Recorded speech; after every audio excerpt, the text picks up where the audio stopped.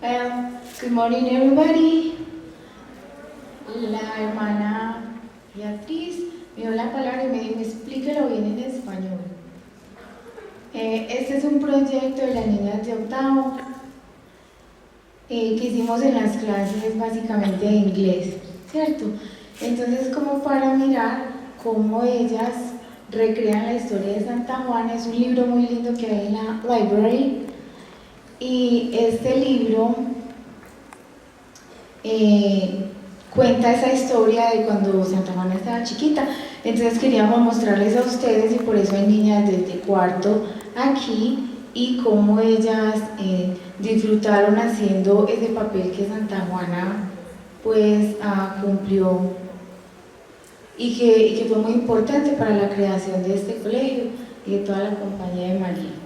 Entonces, algunas palabritas las pequeñitas no las entenderán, otras entienden muy bien todo, pero el caso aquí, el objetivo es que disfruten del trabajo que sus compañeritas hicieron.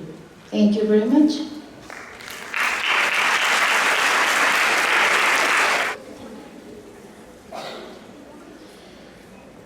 What this world really needs, it's a saint. Saint Jean de Lestonnac was a saint precisely because she was filled with love. Her journey of love throughout her life is depicted here in this simple drama with much meaning for today's world. Jean was the oldest of 8 children born to Jean de Montaigne and Richard de Lestonnac. She was born in Bordeaux, 1556, at the height of the religious war.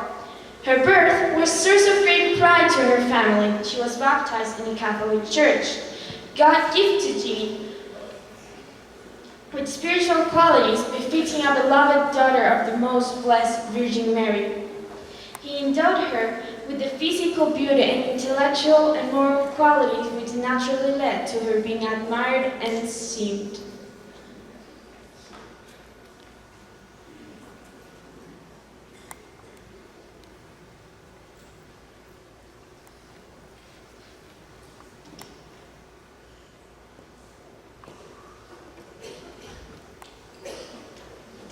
Bye, my dear daughter. See you in the afternoon. Bye, my love. See you later. Jean, where were you? I was really worried about you. Mother, I was at church with my papa. Church? Today is Friday, Jean. Mother, I know, but church made me feel happy and peaceful. Jean, we've talked about this. You're a Calvinist. Mother, I'm not Calvinist. I'm so disappointed, Jean. Why you don't listen to me? You're so disobedient. Every time I attempt to discuss religion with you, you get stubborn. You should realize that I wouldn't ask you to do something unless I thought it's for your own good. Mother, please stop being so hard on me. I really love you, but why do you put me through this? This is the 3rd time this week that this has happened. I beg you, please stop. Why is this happening to me? I need to do something. I'll go pray. Oh Lord, please help me. I know that if I ask for help, you will give it to me. Oh God, please help me. Jean's difficulty with her mother was not new. For most of her life, Jean has faced this situation almost daily. In 1517, Martin Luther, a German priest, nailed a declaration of beliefs at the Catholic door in Germany. This declaration was the beginning of all Protestant religions and a period of history called Reformation. So, why did Mrs. Love ruin it? Sister, it was because of Jean. She doesn't listen to me. She's saying that she's not a Calvinist. We need to make part of a group, sister. How can we make it? We have no influence over her. Well, I will send her to your home, and once there, she will understand what is best for her. That's a good idea. We need to make it. Michael de Montaigne is Jean's uncle. She admired him, and he felt a deep desire to help his niece. He instructed her in the studies of ethics, philosophy, and theology.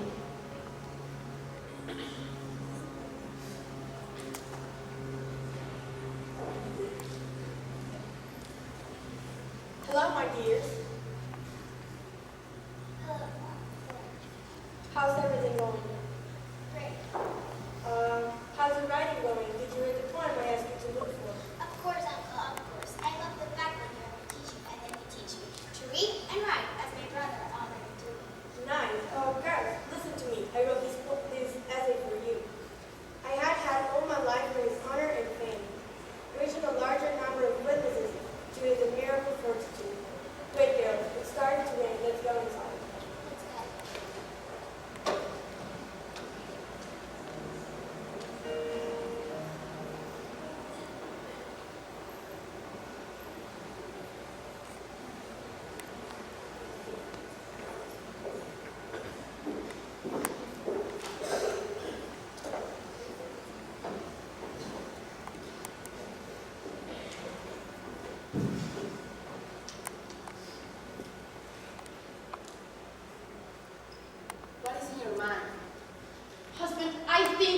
talk about something that has been bothering me.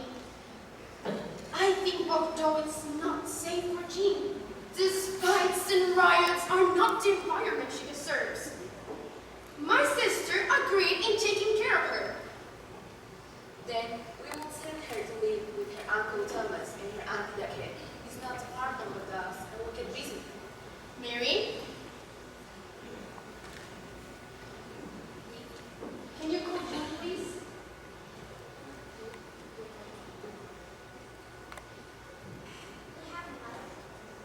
Jean, you love your Auntie Jackie, don't you? Yes, Mother, I love her so much.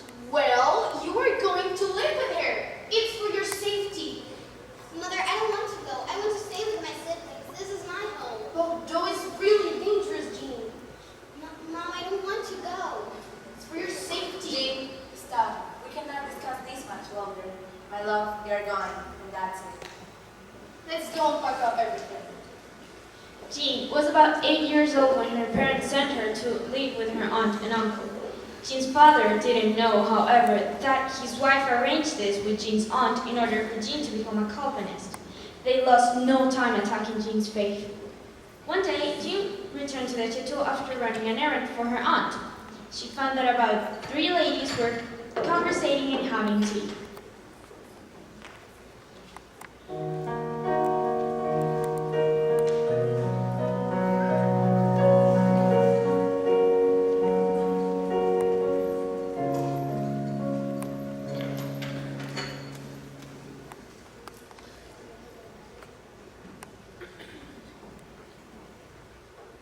Ladies, may I have your attention? I introduce my beautiful niece. Sit and listen. Jean felt honored, as it was not often that a 9-year-old could join the adults for tea. Surely during the conversation she understood why. I certainly don't see why Catholics worship all of those saints. Don't they know that only God is worthy of worship? You realize, Madame, that the priest teaches the truth and the people in their moderation. Follow the priest's wishes. Madame, this is not true. We don't worship our saints. We feel that they will help us if we offer our praise to God through them. My dear child, I'm sorry to have to tell you, but that's simply not true. You realize you have been under the influence of those saints for many years. I realize that what I have told you seems to be true, but it's definitely not. Vegas, let's go to a garden. Although Jean felt that she should deny these lies, she also realized that no matter what she did or said, these women would not listen to her. She sat quietly, answering questions briefly, but otherwise she would ignore the conversation. While she sat there, she prayed silently, asking God to forgive the erroneous judgment and help her in keeping her faith. Lord, please help me. I need you. Years passed by, and Jean grew to be beautiful and smart. Dear Lord, I know that my church is the only true one, and yet everyone I love seems to want me to join this new group. You are the only one to whom I can turn. Please save me that I may remain faithful to you.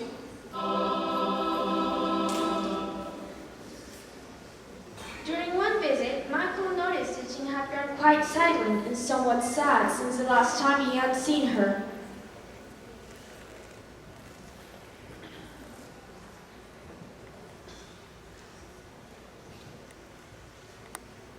Hello, dear. Hi, Uncle. Tell me, dear, what is it that is troubling you? You seem to have something on your mind. Uncle, I am so unhappy. I have tried to be good and enjoy my stay here, but my Uncle Thomas and Auntie Jackie are trying to convert me to Calvinism. They have taken me to their church, they have talked to me about it, and they have even brought people here to lie to me about the church. What can I do, Uncle? I want to go home.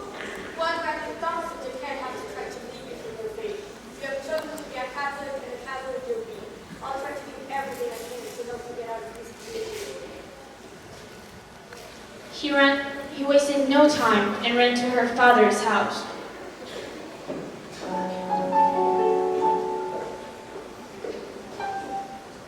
Rachel, you must return to your home immediately. But why, Michael? Why? Because Thomas and Jackie are trying to bring a Calvinist out of her. I can hardly believe it. I know that they are Calvinists, but I tell you. Jean must return home. Then I will talk to Jean's mother. She has to return anyway. Fine. When Jean returns to home, life didn't change much than it was from the tutor. Now, her mother was the one who tried to lead her away from the Catholic faith. Jean learned to pray almost daily, which strengthened her faith. Dear Lord, how could I go on? Grant me the strength with the help of your grace. Fulfill, Lord, those desires which you have given me, so that I may always follow you. God accepted Jean's humility and simplicity. It was then that Jean heard God speaking to her in her heart.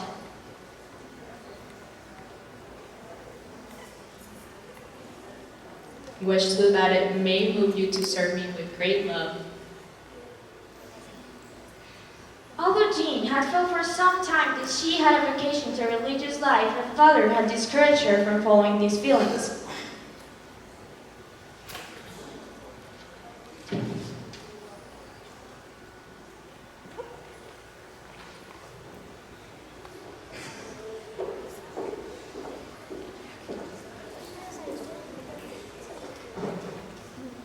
What I want is to serve God. Why you don't understand that, Father?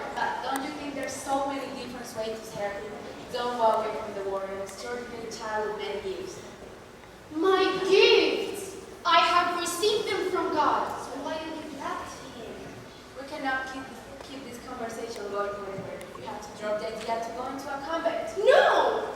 I'm sorry, truly, but it cannot be. I want you to be saved. And what is that, Father? For your safety, you have to marry. Everything is arranged. We have already someone in mind. He's a young man. Who is him? I just talked to his father, the Baron of Montferrat. He has a son, Gaston. One day, we will heritage, and he has money and rights enough to keep you safe.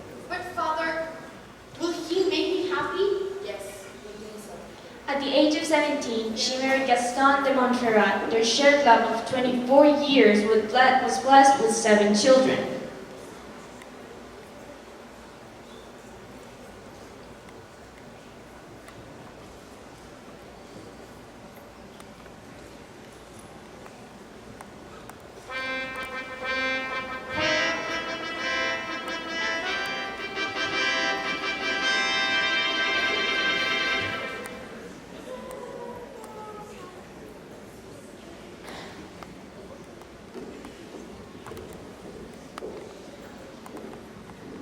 As a wife, Jean faced a large and difficult task. She was responsible for the upkeep of the castle and all of the lands that they owned.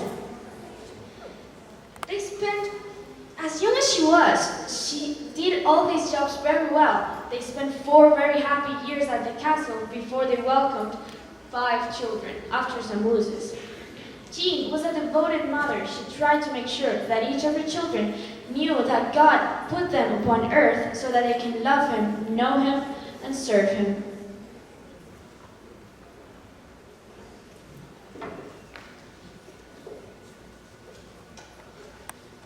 You boys and girls have to behave and act for the God's glory.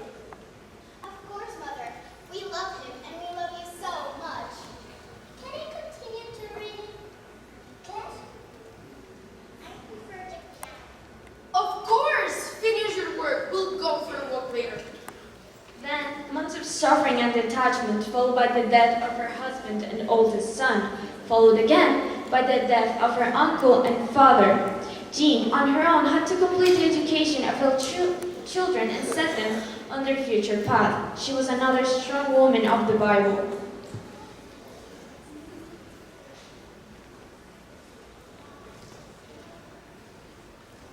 Six years passed, and Madeline, Martha, and Jeanette remained at the castle with their mother. Sister, we need to tell Mom today. Today is the day to talk to her. I want to come to the convent because I believe she does everything for me. Yes, that's true. And do you think that she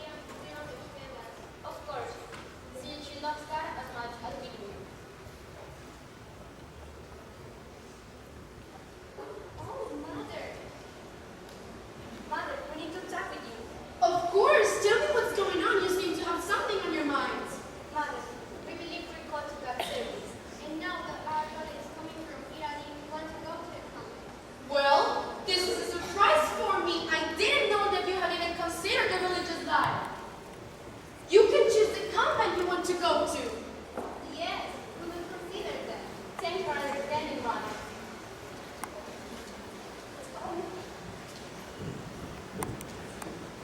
Now that my daughters are gone and Francois is returning from Italy to get married, it's time for me to God's will. I will go to Toulouse. I will join the convent.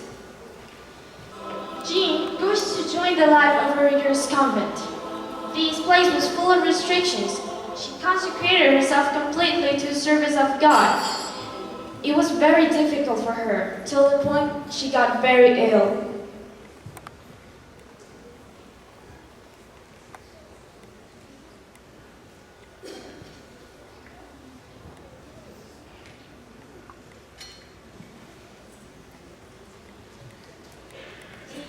Listen to me. This is serious. You are sick.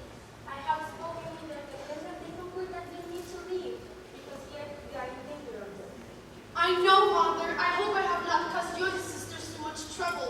No, I pray that the life which we follow here in the convent is too severe for you. And I have decided that we will accept God that you will not come here. Jean was crushed by this news. If only she could have been stronger, but no. Certainly, this was God's will.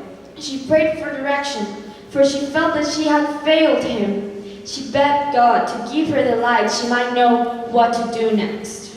Dear Lord, please show me your will.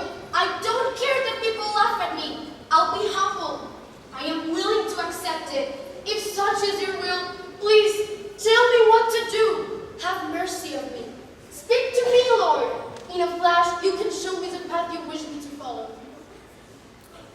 As she prayed, her soul suddenly seemed to be filled with light, and she heard God spoke to her again. I am serving you for other work, the work of educating my youth. On this night, Jean felt a vision of you reaching out for her. This was the inspiration that would later drive her to found a religious order in order to do the education of youth.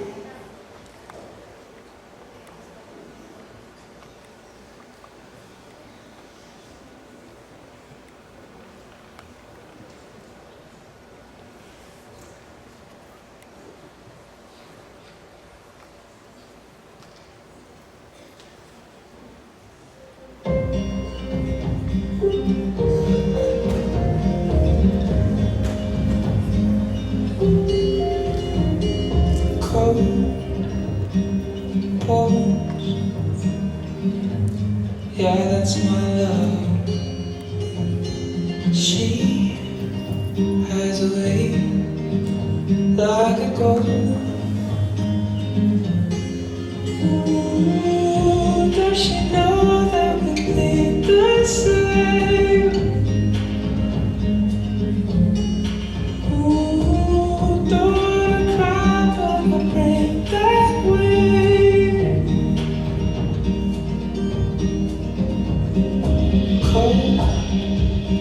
She's always my love. I am searching high, I'm searching low in the night.